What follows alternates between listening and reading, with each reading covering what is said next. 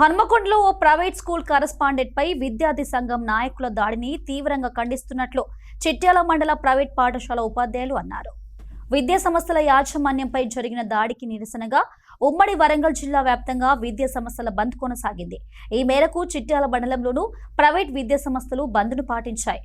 వడప్సా ఆధ్వర్యంలో అన్ని ప్రైవేట్ పాఠశాల ఉపాధ్యాయులు సదరు విద్యార్థి సంఘం తీరును నిరసిస్తూ నిరసనలు చేపట్టారు.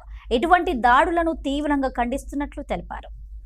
ఉమ్మడి జిల్లా వ్యాప్తంగా ప్రైవేటు పాఠశాల ప్రస్మా మరియు వడప్స ఆధ్వర్యం నడుస్తున్నటువంటి పాఠశాలలందరూ కూడా బంద్ పాటించడం జరిగింది. ఎందుకంటే నిన్నటి రోజున హన్మకొండ నగరం లోపల విజీ స్మైల్ స్కూల్ లోపల ఒక విద్యార్థి సంఘం వాళ్ళు పోయి చందాకు పోయి ఆ యొక్క పాఠశాల పైన దాడి చేయడం జరిగింది. ఆ కరస్పాండెంట్ పైన చేయి చేసుకోవడం జరిగింది. చందాల కోసం పోయి విద్యార్థి సంఘాలు ఈ విధంగా ఒక విద్యా సంస్థ అంటే విద్యార్థులకు చదువు చెప్పడం, సమాజంలో ఒక గౌరవంగా బతికేటువంటి వ్యక్తి పైన కరస్పాండెంట్ పైన చైర్మన్ పైన చేసుకోవడం ఎంతవరకు సమంజసం?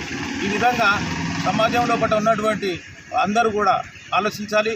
దీనిపైన ప్రభుత్వము మరియు పోలీస్ వ్యవస్థ అందరూ కూడా గమనించి ఆ యొక్క వ్యక్తి పైన చట్టరీత్యా చర్య తీసుకోవాలని కోరుకుంటూ ఈరోజు మేము మా యొక్క చిట్యాల ఏరియా కమిటీ ప్రస్మా ఆధ్వర్యంలో కూడా మొగుళ్ళపల్లి, దేక్మాట్ల, చిట్యాల, రేగొండ మండలాల నుండి ఈ యొక్క బంద్ కార్యక్రమం చేపట్టడం జరిగింది.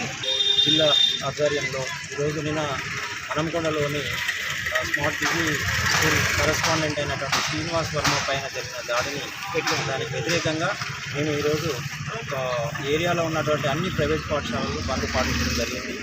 సో ఆ స్కూల్ యొక్క కరెస్పాండెంట్ పైన జరిగినటువంటి దాడిని వ్యతిరేకిస్తూ దాడి చేసినటువంటి వారిని చట్టరీత్యా వారిపైన చర్య తీసుకుంటూ వారిని కఠినంగా శిక్షించాలని కోరుతూ ఇలాంటి చర్యలు ఇక నుంచి పునరావృతం కాకుండా ఉండాలని సంబంధించినటువంటి అధికారులను కోరుతున్నాం.